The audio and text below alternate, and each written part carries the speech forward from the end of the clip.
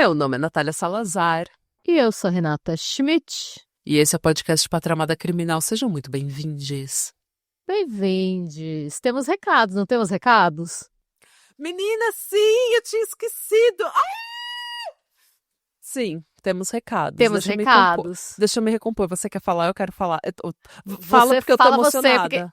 Fala você, porque você está emocionada. Vai ser mais bonito. Gente, a gente já fez esse tipo de correio elegante aqui antes, mas a gente recebeu um e-mail super especial essa semana e eu gostaria de ler para vocês. E ele diz: Me chamo Maria Eduarda, estou escrevendo com muito carinho para compartilhar algo especial com vocês. A minha noiva Tamires é uma fã assídua do Patramada Criminal, acompanha no Spotify, na Aurelo e no YouTube. E por tabela, eu também me tornei fã. Adoramos a forma como vocês conduzem o podcast e ele já faz parte da nossa rotina. Vocês têm fãs dedicadas aqui em Juazeiro do Norte, no Ceará, e desejamos que o Patra continue alcançando ouvintes no mundo todo. Recentemente estive sondando Tamires para conhecer melhor a trajetória do podcast, já que ela acompanha há mais tempo. E foi nesse contexto que tive uma ideia que vem direto do coração. Nos dias 11 e 21 de abril, celebramos duas datas muito significativas: 11 meses de relacionamento e 1 ano desde o nosso primeiro beijo. Já somos noivas, mas temos uma brincadeira entre nós de fazermos pedidos de casamento inusitados, em momentos aleatórios que chamamos de emblemas raros de pedido de casamento. Pensando nisso, imaginei o quanto seria incrível e inesperado se um pedido meu pudesse ser lido por vocês em um episódio. Seria um presente inesquecível para ela e, com certeza, mais um emblema raro para o nosso acervo. Sei que o conteúdo do podcast é mais denso, mas aqui vem um detalhe peculiar. A Tamires assiste cozinhando. Entre uma fala sobre um crime bárbaro e outra, ela solta um: Menina, será que eu coloquei orégano aqui? E às vezes até ouve para relaxar e dormir. Pois é, somos um casal com hábitos únicos. Se for possível realizar essa surpresa, gostaria que dissessem o seguinte: Tamires, eu te amo muito, você é a melhor coisa que aconteceu na minha vida, eu amo a nossa vida juntas. Então, para não quebrar o ciclo, Tamires, você quer casar comigo? Ai, eu fiquei emocionada. Casa, Tamires! Casa, Tamires! Vou acordar os cachorros da Cíntia de novo. Desculpa, Cíntia.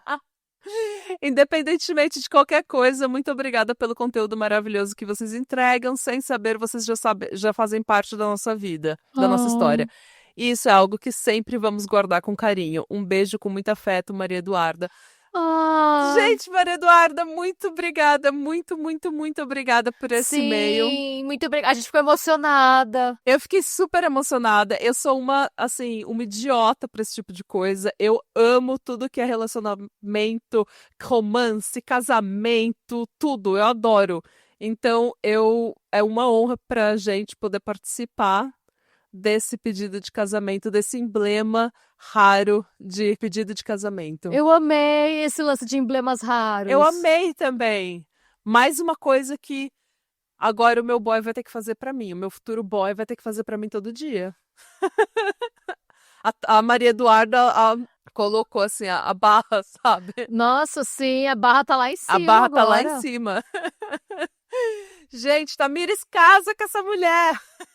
Casa, Tamires. Gente, muito obrigada mesmo por todo o carinho, por fazer parte da nossa história também, por deixar a gente fazer parte da história de vocês. E eu espero que vocês tenham uma vida cheia, recheada de todas as coisas boas e todas as felicidades do mundo, porque vocês merecem. E muito obrigada, viu? Muito obrigada por permitir que a gente faça parte desse momento com vocês. Sim, muito obrigada, meninas. E, nossa, obrigada também por fazer a nossa semana. É muito lindo. Que meio lindo. E meio lindo. A gente adorou. Aí, que bom que a gente teve esse momento, porque hoje eu vou contar uma história pesada. Tamires, cuidado com o orégano, Tamires. Esse é um daqueles pra Tamires ouvir cozinhando. Só que não. Só que talvez, não sei, eu não sei o que as pessoas escutam cozinhando. Quem sou eu pra julgar o que você ouve cozinhando? Então, deixa pra Tamires decidir. Hoje, gente, eu vou contar a história da família Comiati. A gente vai falar de um crime em família, tá? Uma coisa assim, bem família, bem em casa. E, antes de mais nada, as minhas fontes. Eu conheci esse caso pelo livro Bizarre True Crime Volume 1, do Ben Oakley, que eu já usei em alguns outros casos. Inclusive o da Agatha Christie. Eu tô com a brusinha da Agatha Christie hoje. Tirei de lá também. Recomendo bastante. Pra quem lê inglês, eu acho que não tem traduzido. Eu usei também a Murderpedia, o Washington Post, o Indianapolis Recorder, o Find a Grave e o banco de dados da Suprema Corte de Indiana. Então, vamos para a história da família Comiati, gente, e entender que crime em família foi esse. O ano é 1983 e a gente vai para a cidade de Hammond Lake, localizada no condado de Lake County, em Indiana. Em 83, Lake County tinha cerca de 93 mil habitantes e era uma cidade predominantemente industrial, classe média. E assim, gente, para vizinhos e conhecidos, os Comiati eram uma família de classe média normal. O patriarca da família, o Paul Comiati, trabalhou a maior parte da vida dele em construção civil, o que era meio que normal, né? Ou você está nas fábricas ou você está construindo as fábricas, né? Nessas cidades que são mais industriais mesmo, né? Então, ele ficou lá, ele trabalhou nessa área, né? Até que ele foi afastado em decorrência de problemas cardíacos e enfisema pulmonar. Então, quando a nossa história começa, ele tá com 62 anos, recebendo uma pensão por invalidez. Tá. Mas, apesar disso, ele levava uma vida bem ativa. Ele passava o tempo livre dele com os amigos do bar e ele gostava bastante de sair em viagens de pesca também. Então, ele tinha uma certa vida social. Isso é importante, vamos falar disso mais tarde. A esposa dele, a Rosemary Bridgewater Comiati, na época com 58 anos, trabalhava como caixa em uma farmácia. E no tempo livre dela, ela gostava de cantar no coral da igreja e de trabalhar no jardim da casa da família. Na época, eles moravam no número 6541 da Alabama Avenue. Casal normal, casal, tipo, ele já aposentado, ela perto de aposentar. Eles tinham 2 filhos já adultos, que era o Paul Jr., de 18 anos, e a Marian, de 26. A Marian era casada com um homem chamado William Vandiver, ou Vandiver. Eu não sei se é Vandiver ou Vandiver. Vandiver, eu acho que é. É Vandiver? Então tá bom. Com William Vandiver. E o casal tinha um único filho de 5 anos na época. O Paul Jr. estava cursando o último ano do ensino médio e trabalhava meio período como entregador de jornais. Quando a nossa história começa, o Paul Jr., o Paul Sr. e a Rosemary viviam juntos e a Marian e o Vandiver viviam numa casa deles com o filho em Chicago. Então, eles estavam a mais de 200 quilômetros um do outro. Mas, assim, por trás dessa fachada de normalidade, né, de família americana de classe média típica, existia um histórico muito forte de abuso e violência, que só era conhecido por amigos muito próximos e por familiares próximos também. O Paul Jr. tinha apanhado tanto do Paul Sr. ao longo da vida que ele adquiriu uma espécie de gagueira. Meu Deus!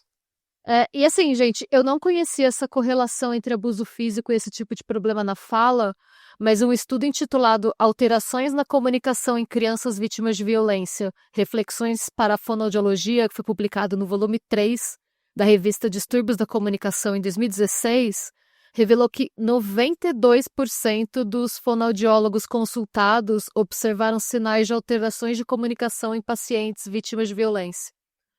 Entre eles, mutismo, gagueira, voz muito fraca, fala ininteligível e trocas de fala. Ou seja, existe uma relação direta entre o abuso físico e problemas de fala, como gagueira. Nossa, não tinha ideia disso. Eu também não. A Rosemary tentou fugir de casa diversas vezes ao longo dos anos de casamento, levando os filhos com ela. Mas ela sempre era perseguida pelo Paul Sr. e coagida a voltar para casa. Em certa ocasião, ele foi atrás da Rosemary na casa da irmã dela, colocou uma arma na cabeça do Paul Jr. e disse pro filho: se a sua mãe não voltar para casa, eu vou matar você. Mano. Imagina, o seu pai olhando na sua cara e te falando isso. Tipo, e você, como a esposa dessa pessoa, Meu Deus do céu, gente. além do abuso físico, havia também abuso emocional e financeiro. O Paul Sr. controlava as finanças da casa e não permitia, por exemplo, que o Paul Jr. saísse com amigos ou que fosse a encontros. Mesmo que ele trabalhasse e tivesse o seu próprio dinheiro, ele não ficava com o próprio dinheiro. Uhum. A Rosemary, que, lembrando, também tinha seu próprio emprego, era igualmente controlada, e o Paul Sr. fazia com que ela implorasse por dinheiro quando precisava comprar qualquer coisa que não fosse para manter a casa ou alimentar a família. Todo o orçamento de lazer dos Comiati ia para pagar as viagens de pesca e a conta do bar do Paul Sr., que também era conhecido por beber e fumar consideravelmente, e ele se tornava ainda mais agressivo quando estava bêbado.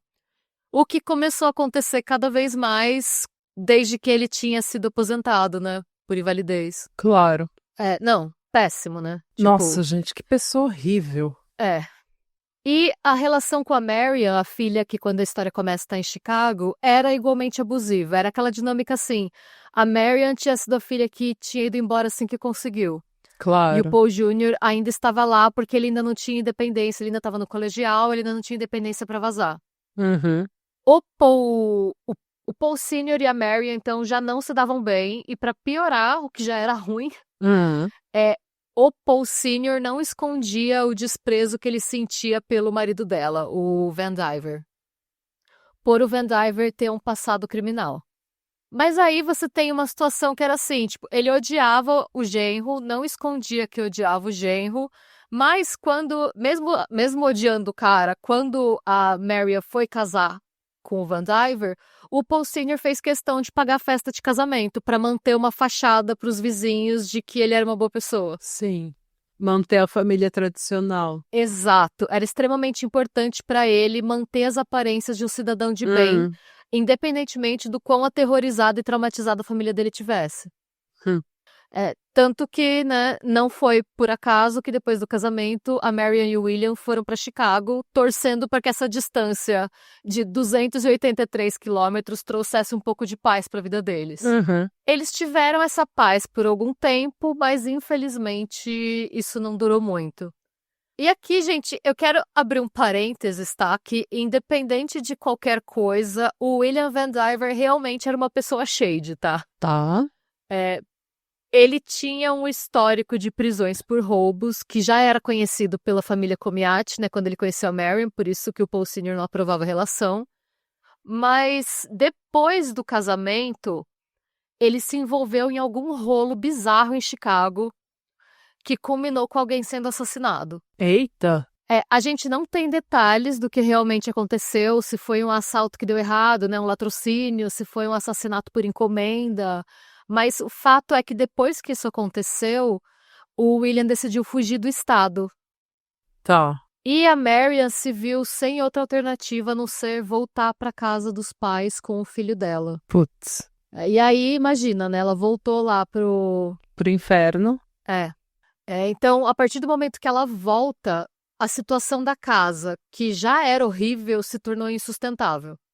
Porque, basicamente, o Paul Sr. passava... Ou ele estava no bar, ou ele estava em casa humilhando os filhos.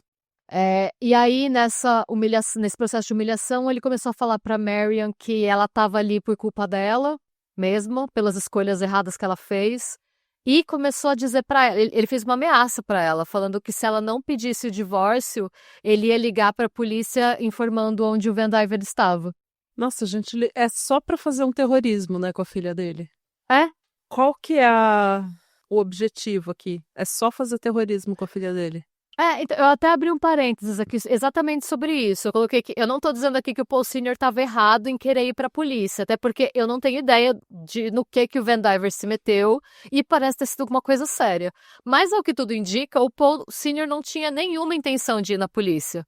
Ele falava essas coisas mais com o objetivo de humilhar a Marian na mesa de jantar do que com o intuito de realmente denunciar o genro. Porque ela ficou meses vivendo na casa e ele nunca chegou de fato a procurar a polícia. Sim, se ele quisesse procurar a polícia, ele apenas teria procurado a polícia. Ele não precisava ficar ameaçando ela de pedir o divórcio ou ele ligaria para a polícia. Ele podia ter só ligado para a polícia se o objetivo dele fosse fazer a coisa certa. Mas não era fazer um terrorismo com a filha e jogar na cara dela que ela casou errado. E assim, e também, quando quando eles estavam na mesa de jantar, ele já estava muito bem doido. É possível que no dia seguinte ele nem lembrasse do que ele falou. Que pessoa insuportável, gente. Que inferno essa família tá passando. Eu tô puta já. E aí, A gente nem mal começou, eu já tô puta. Já tô irritada com esse doido. Você vai achar essa história interessante. Porque certa noite, depois de mais um jantar extremamente desagradável, em que o Paul Sr. ficou extremamente bêbado, ofendeu todo mundo da mesa e foi dormir, a Marian e o Paul Jr. discutiram pela primeira vez a possibilidade de matar o pai e colocar fim àquele sofrimento de uma vez por todas. Foi uma conversa calma, racional, e os dois concluíram que aquela seria a melhor alternativa para a família. Assim, vou ficar em silêncio porque a gente não tem dinheiro para advogado. Eu entendo. E aí, no dia seguinte, eles conversaram com a Rosemary, com a mãe deles. E a Rosemary? Maybe. Exatamente. A Rosemary fez... Não, ela falou que ok, contanto que a morte ou acontecesse longe de casa, ou de maneira que não deixasse evidências dentro de casa, porque ela não ia querer limpar. Mas, gente, assim, é péssimo isso, né? Mas a família tá vivendo no inferno. E eu acho que chega uma hora que o abuso é tanto e você fica tão desnorteado. A gente falou isso no episódio passado, do quão a criança para o desenvolvimento dela por causa de um trauma, por causa de abuso. Então, imagina, essas duas crianças cresceram numa casa com abuso, ele continua abusando dos filhos, mesmo depois de grande, continua abusando da mulher. Então, chega uma hora que eu acho que tá todo mundo meio desnorteado e ninguém tá pensando bem, ninguém mais tá pensando direito. Eu não sei, é difícil. Claro, não defendendo absolutamente nenhum tipo de justiça com as próprias mãos. Não, mas sim. chega uma hora que eu acho que a pessoa fica desnorteada de uma forma que ela não vê solução, sabe? Ela não vê a solução lógica para os problemas dela, ela só vê sobrevivência, sabe? Não, imagina o que é você apanhar a ponto de você ficar gago. Então, eu não consigo imaginar isso. É por isso que esse tipo de caso me quebra. Porque ao mesmo tempo que eu acho que ninguém deva fazer justiça com as próprias mãos e matar outra pessoa ou partir para a violência de qualquer forma, eu acho que quando você cresce com esse nível de violência, com esse nível de abuso, com esse nível de manipulação, de terrorismo psicológico, eu acho que você fica o seu cérebro muda tanto. Sim. Que você não consegue mais raciocinar de forma lógica. Sim. Que você não consegue mais ver saída, você não consegue mais ver soluções lógicas para o seu problema. Sim. Chega uma hora que você está só, sabe, só reagindo. No instinto de sobrevivência. Então, esse tipo de caso me quebra muito, porque eu não sei eu não sei o que eu penso. Mas é uma reflexão interessante mesmo, por isso eu achei esse caso bem, bem interessante, são camadas, né, nuances. De forma similar ao caso que você trouxe semana passada, são nuances mesmo. A partir do momento em que a Rosemary concordou com a proposta, a Marian se mudou para a casa de uma amiga, junto com o Van Diver, com o intuito de poder planejar o crime sem o risco deles serem surpreendidos pelo Paul Sr. A casa dessa amiga virou meio que um quartel-general. Eita. Gente, essa amiga, coitada, depois ela falou, ela quase não ficava em casa, ela nunca chegou a pegar ela não esteve envolvida de nenhuma forma. Depois eles comentaram que eles só conversavam quando ela não estava lá. E aí eles estavam lá pensando, como vamos fazer então, né? Nós temos as regras de não matá-lo dentro de casa ou não deixar vestígio. Então, o primeiro plano que eles bolaram seria simular um latrocínio. A ideia seria que um deles surpreenderia o Paul Sr. saindo do bar, atiraria nele e roubaria seus pertences para simular um assalto. Tá, dificilmente funciona. Então, o problema desse plano é que a única pessoa que tinha uma arma e sabia usar essa arma era o Van Diver. E o Van Diver se recusou terminantemente a participar desse plano por ser uma ideia extremamente arriscada. Sim, o Van Diver já tá entendeu? Ele já tá atolado de problema. A capivara dele já tá assim. O Van Diver, porra, gente, já chega os problemas que eu me arrumo. Agora vocês também estão me arrumando problema, não vai dar. Sim. O que ele falou é, tipo, que uma única testemunha poderia mandá-lo pra cadeia. Claro. Principalmente se a gente levar em conta que na época era uma cidade de 93 mil habitantes, né? Então, e a pessoa chama Van Diver, gente. Todo mundo conhece o Van Diver. Entendeu? Não é tipo John, é Van Diver. William Van Diver. É claro que todo mundo conhece o Van Diver. E assim, gente, mas também vale lembrar que o Van Diver era a única pessoa naquela família que tinha qualquer experiência na vida errada. A Marian, o Paul Jr. e a Rosemary não tinham nem ideia do que eles estavam fazendo. Eles não tinham nada, assim. Eles estavam... seria tipo eu e você planejando um crime, sabe? Na verdade, acho que a gente se daria melhor que eles, porque a gente ainda escreve roteiro e tal, né? Eles, tipo, pensa em 3 norme tentando planejar um crime. Um assalto. Mas você sabe que todo mundo que fala, não, porque eu vejo muito true crime, eu sei como planejar um crime. Essa é a pessoa que vai ser pega imediatamente. É igual a pessoa que fala que vai sobreviver o apocalipse zumbi. Não, eu vou sobreviver. Você vai ser o primeiro a ser mordido. Eu sei que eu não conseguiria cometer um crime porque eu ia ter muita ansiedade. Não, imagina, eu e você tentando cometer um crime. Ia ser igual os dois que roubaram o corpo lá do Chaplin. A gente já tá no telefone querendo confessar já. É isso mesmo. Só pra ter paz. Então, eles não sabiam. Eles estavam meio que, né, dando ideias. Assim, eles não sabiam o que eles estavam fazendo, tá? E por conta Brainstorming. disso... Exato. E aí, como o Van Diver não topou o plano de simular um latrocínio, eles decidiram que envenená-lo seria mais seguro.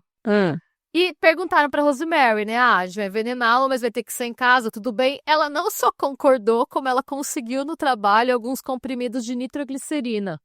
Meu Deus! É um remédio, eu nem sabia, mas é vendido como remédio. É usado como remédio. Um dos efeitos colaterais da nitroglicerina é uma queda adicional na pressão arterial. E o Paul Sr. sofria de problemas cardíacos. Então, a família substituiu a medicação para o coração dele por comprimidos de nitroglicerina e esperou. E não deu certo. Eita!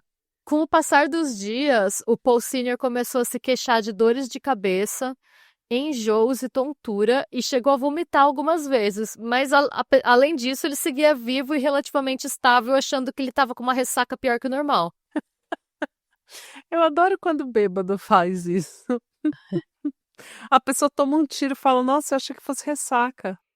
Não, e eles esperando passar, e não acontecia nada. Parecia que, de repente, ele tinha acostumado com o remédio, com a nitroglicerina. Ele se viciou no nitroglicerina. Eles falaram, gente, não, a gente tem que mudar esse plano, não rolou. E aí eles decidiram tentar veneno de rato. Ai. O Paul Jr. comprou o veneno, que era uma espécie de pasta, e ele e o Van Diver moldaram o veneno bolinha por bolinha no formato de comprimidos. Olha o ódio que você tem que ter de uma pessoa para fazer isso. Nossa, gente. Eles moldaram a pasta em várias bolinhas, esperaram secar e trocaram a medicação do Paul Sr. por essas bolinhas. E mais uma vez, eles esperaram. E mais uma vez, não deu certo. Brincadeira, gente, é o Mike Maloney. Eu pensei no Mike Maloney. É igual o Jason do Sexta-feira 13, não morre. É igual o Jason. Gente, depois de dias tomando veneno de rato, ele continuou com os enjoos e com a dor de cabeça, mas continuava firme e forte.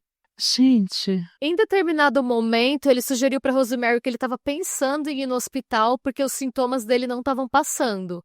Nisso, ela ficou desesperada, porque se ele fosse para o hospital, eles iam fazer exame de sangue e os exames de sangue iam detectar o veneno de rato.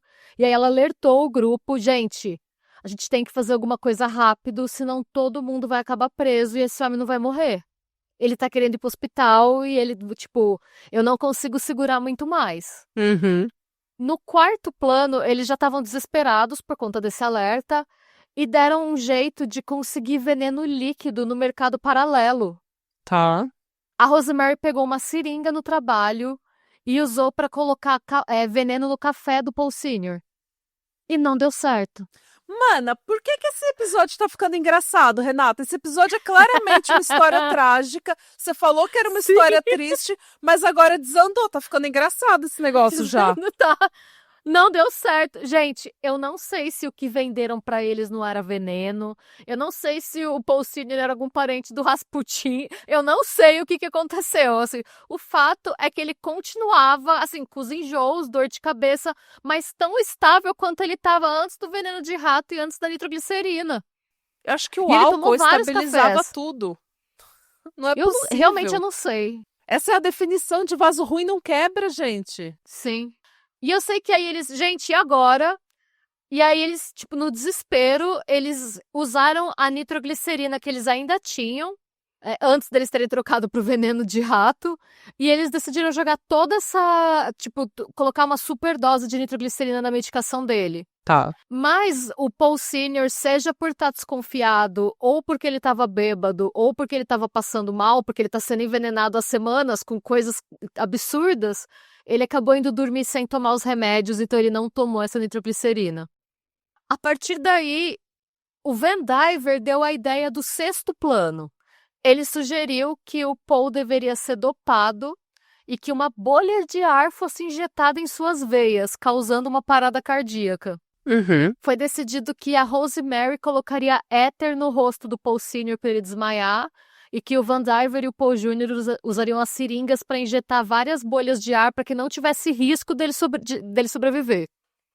Esse plano nunca chegou a ser posto em prática porque a Marian, que já estava uma pilha de nervos quando ela teve que fugir de Chicago, ela não aguentou a pressão, ela falou que ela não queria mais, que ela desistiu, que aquilo devia ser um sinal, porque esse homem não morria, e decidiu fugir. Ela foi para Geórgia.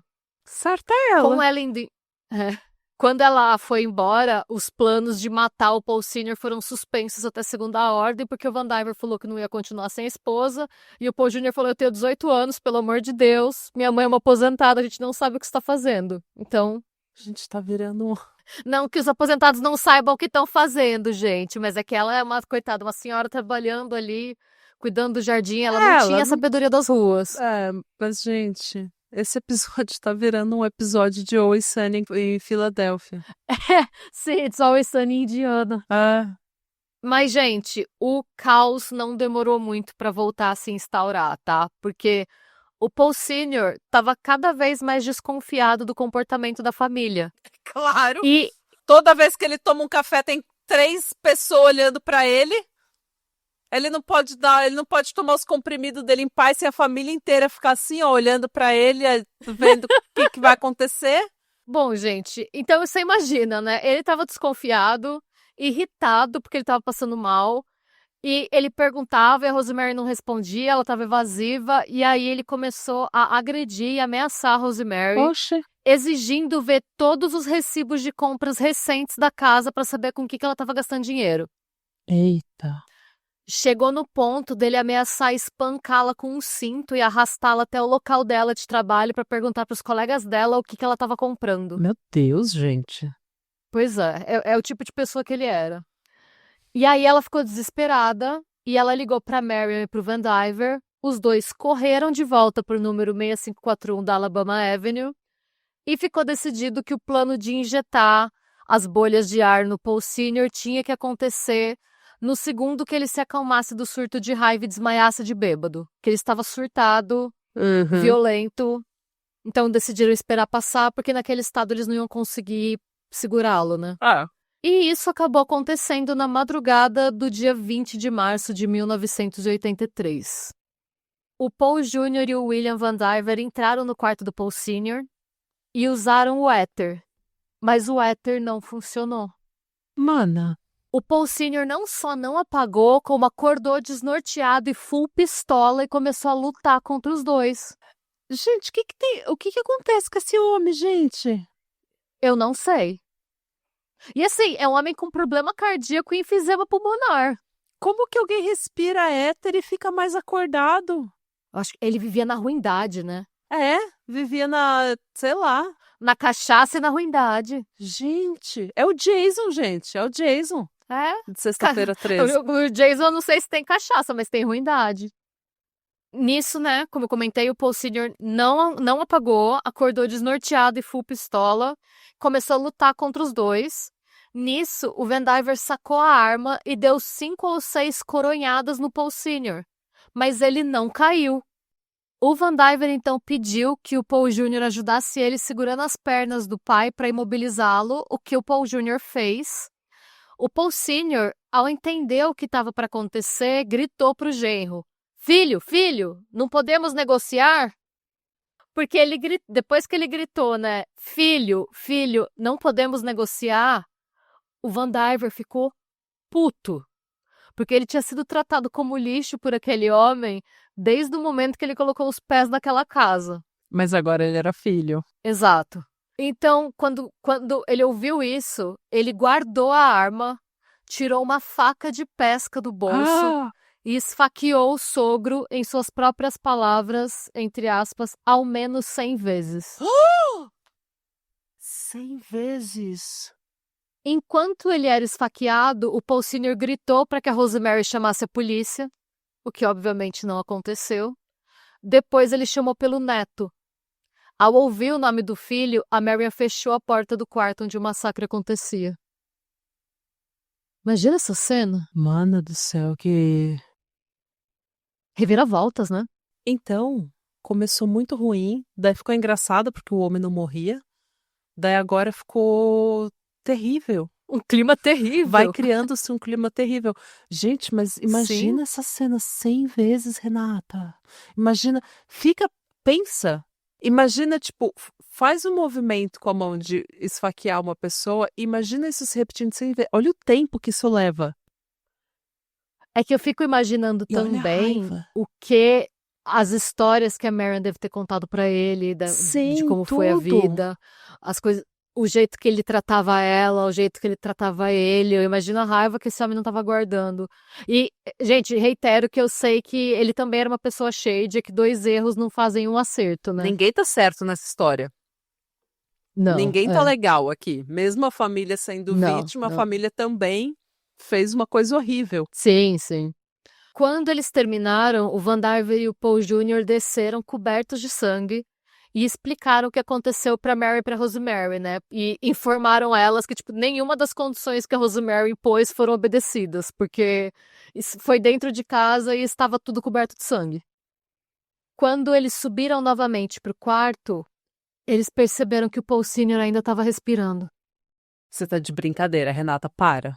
Agora, não, Renata, sério. Você tá de ele levou 100 facadas. E eles decidiram decapitá-lo para ter absoluta certeza de que não havia como ele estar vivo. Meu Deus do céu, a gente virou uma barbárie. Virou uma barbárie. Foi de um plano terrível para uma barbárie. Sim. Teve início, então, o processo de esquartejamento do corpo. A gente alerta gatilho e vai ficar meio nojento agora, tá? Se não tiver bem, pula uns 2 minutos. Um minutinho, eu acho que 1 minutinho dá. O corpo, então, foi cortado e colocado em diferentes sacos de lixo. Era de se imaginar que a família estaria, no mínimo, em choque com a situação, né? Mas o humor do ambiente era estranhamente festivo. Quase histérico. O Vandiver cortou fora o pênis do Paul Sr. e ofereceu ele para Rosemary como uma piada. Meu Deus, gente. E quando eles chegaram no coração, comentaram que parecia um coração de galinha, dada a quantidade de gordura que rodeava o órgão. Nossa Senhora.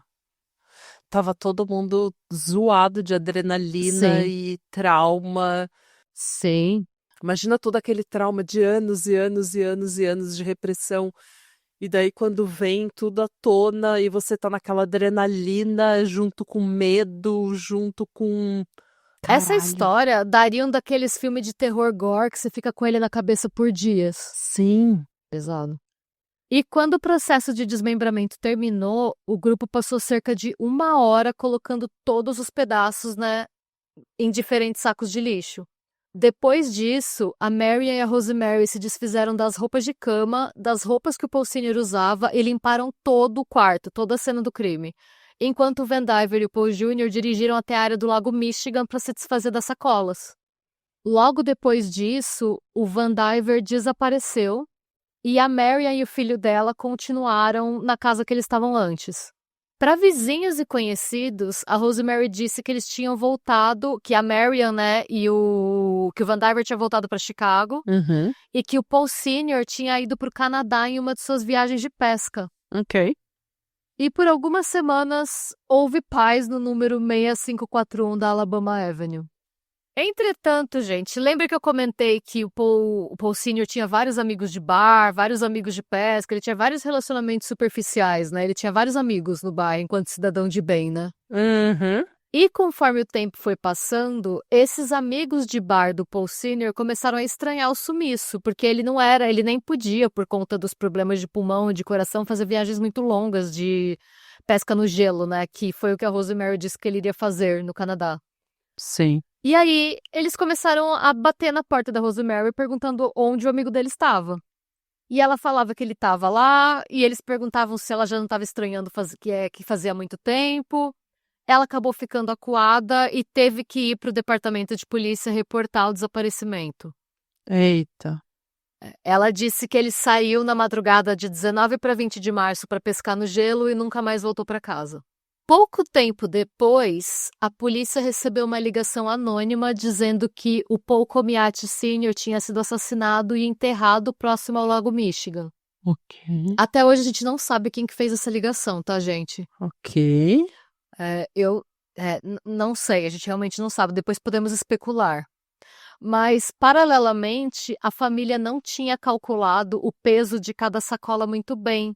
E algumas dessas sacolas se romperam, fazendo com que partes do corpo do Paul Sr. aparecessem nas margens do lago. Ai, gente. E daí não demorou muito para que a Rosemary, a Marian e o Paul Jr. fossem Claro. presos. O Van Diver foi encontrado pouco tempo depois na casa do pai dele, no Missouri, em uma propriedade rural a 257 quilômetros de St. Louis. E, gente, bizarramente, ao ser pego, o Van Diver confessou imediatamente. Ele... E eu vou ler um trecho da confissão dele pra vocês. Dá pra entender um pouco do tipo de pessoa que ele é, na verdade, Tá. também. Ele fala: eu admiti o crime. Não vejo sentido em desperdiçar o tempo de todo mundo. Na melhor das hipóteses, eu acabaria cumprindo 45 anos e morreria lá de qualquer jeito. Então não tem por que prolongar isso, você sabe? Não há necessidade. Vou morrer de qualquer jeito, então não vejo sentido em ficar esperando lá quando isso vai acontecer de qualquer maneira. Bem, para mim, ser executado seria menos do que ter um dente arrancado. Pelo menos estaria terminado. Minha família, meus amigos e as pessoas envolvidas não precisariam sofrer mais. Estaria acabado. Não vejo sentido em arrastá-los por mais 10 ou 15 anos e ter que depender deles. Também não vejo sentido nisso. Sou um jogador. Eu estava apostando e a aposta não valeu a pena. Não vejo sentido em prosseguir com nada. Prático. Pragmático. Paralelamente, a Marian, a Rosemary e o Paul Jr. falaram que a culpa era toda do Van Diver. Que eles foram coagidos. Que eles não falaram nada porque eles estavam com medo. Mas será que isso não era um acordo que eles tinham? Então, Porque a ele gente não confessou sabe, imediatamente, de repente, para proteger a esposa e o filho. Então, a gente não sabe, mas a gente sabe que no momento do julgamento, o Van Diver retirou a confissão e culpou o Paul Jr. pelo assassinato e desmembramento. A Marian acabou fazendo um acordo com a promotoria e aceitou uma pena menor em troca de depor contra a família. Tá. É por isso que eu desconfio que a Marian tenha feito a ligação para a polícia. Para se safar. É porque ela tem um filho pequeno, né? No final, os 4 foram condenados pelo crime. Tá. A Marian, como eu falei, fez um acordo. Uhum. Ela ficou 8 anos na prisão, tanto em decorrência do acordo, quanto por ter chegado a desistir do crime em determinado momento. Ela refez sua vida e não reincidiu, pelo menos não até agora. O Van Diver foi condenado à morte e executado na cadeira elétrica em Indiana em 16 de outubro de 1985. Ele precisou ser eletrocutado 3 vezes e levou 17 minutos para morrer. Qual que é o negócio dessa família, gente, que ninguém morre? Não sei. Mas o caso chegou a ser investigado, tá? Foi manchete, eles chamaram de Claro. botched execution. O que tem muito. Mas foi confirmado que a cadeira elétrica estava funcionando perfeitamente no momento da execução. Ou seja, ele que era vaso ruim também. Vaso ruim não quebra. Sim. Ele foi executado com 37 anos. A Rosemary foi sentenciada a 100 anos de prisão, 55 pelo assassinato e outros 45 por conspiração para cometer assassinato. Caralho. Ela teve o pedido de liberdade condicional negado em 2010 e acabou falecendo na cadeia em 2012 aos 86 anos. O Paul Jr. também foi sentenciado a 100 anos de prisão com as mesmas acusações e ele saiu em liberdade condicional em 2010 por bom comportamento. Um mês depois da libertação dele, ele estava andando de bicicleta bêbado do lado errado de uma estrada em Indianápolis, com teor alcoólico no sangue de 0,137. Nossa. Ele acabou voando por cima do guidão depois de atingir um buraco na pista. E por conta disso, ele ficou com o queixo quebrado, perdeu 12 dentes e metade da língua, quebrou 2 órbitas oculares, rompeu músculos faciais e teve 50 fraturas nos ossos do rosto. Caraca, gente. Ele, então, tentou processar a cidade de Indianápolis e a Citizens Energy Group, que era uma empresa de serviços públicos, só que em 2013 o júri decidiu por unanimidade que o acidente foi culpa dele por andar de bicicleta bêbado. Sim. E, gente, um ponto que é importante a gente ressaltar é que da família inteira do Paul Sr., a única pessoa que não conspirou para matá-lo foi o neto de 5 anos dele. Nossa, gente. E essa é a história da família Comiati, gente. E esse é um crime em família. Gente, é muito trágico isso. Uma montanha-russa, né? É uma montanha-russa. Total. É muito trágico. Sim. O homem que abusava, depois não morria. Depois morreu da pior forma possível que uma pessoa pode morrer, que isso, eu acho que ninguém merece morrer dessa forma. Não. Daí ainda foi decapitado, ainda foi um homem chamado Van Diver. É muita coisa, muita tragédia nessa história. Não, e é a morte do Van Diver, né? A morte do Van Diver, que 17 também não minutos. morria. Depois o outro que teve 50 fraturas no rosto. Ninguém dessa família tá bem. Não. E essa criança? Como é que Eu imagina essa evitei falar criança? dela e do filho, porque eles estão refazendo a vida que continue assim, sabe? Sim. Mas, nossa, é um negócio. E assim, hoje, não sei, tá? Pode ser uma opinião polêmica, mas vamos pensar que isso aconteceu tem 40 anos, né? Uhum. Será que. Eu acho que hoje a pena seria diferente, dado o histórico da família. Eu também acho.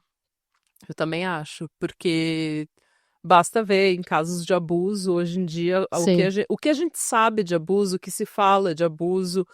A gente comentou sobre os irmãos Menendez no último episódio, e esse tipo de coisa que eu tava falando, de como o abuso infantil muda de forma fundamental o seu cérebro. Isso a gente não sabia disso 40 anos atrás. Sim.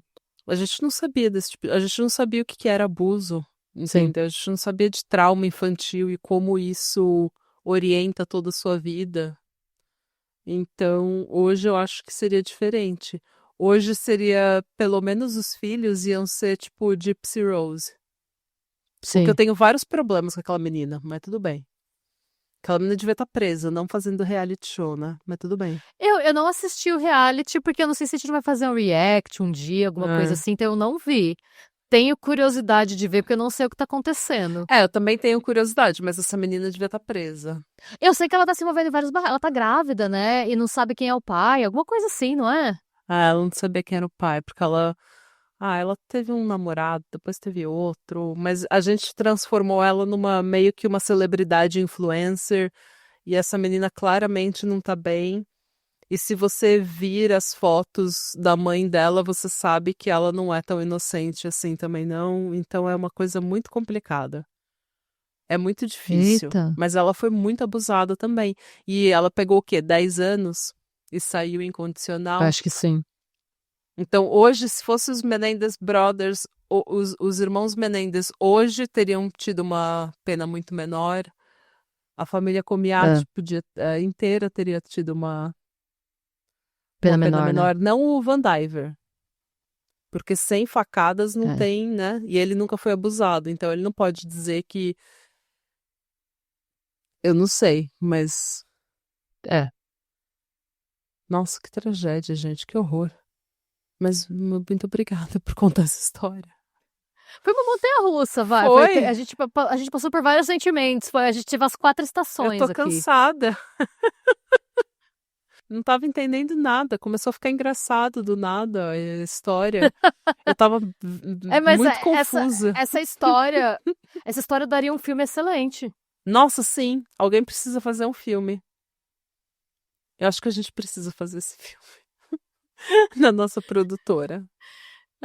Eu atuando vai ser que nem saneamento básico, sabe? A galera atuando. Mas é isso. Muito obrigada pela sua audiência. Pelo carinho, pela paciência, pela Por suculência. tudo. Sejam bons. Busquem conhecimentos e tenham uma boa semana.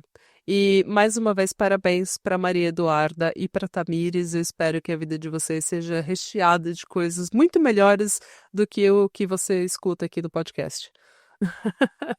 Sim. E tchau, gente. Beijos.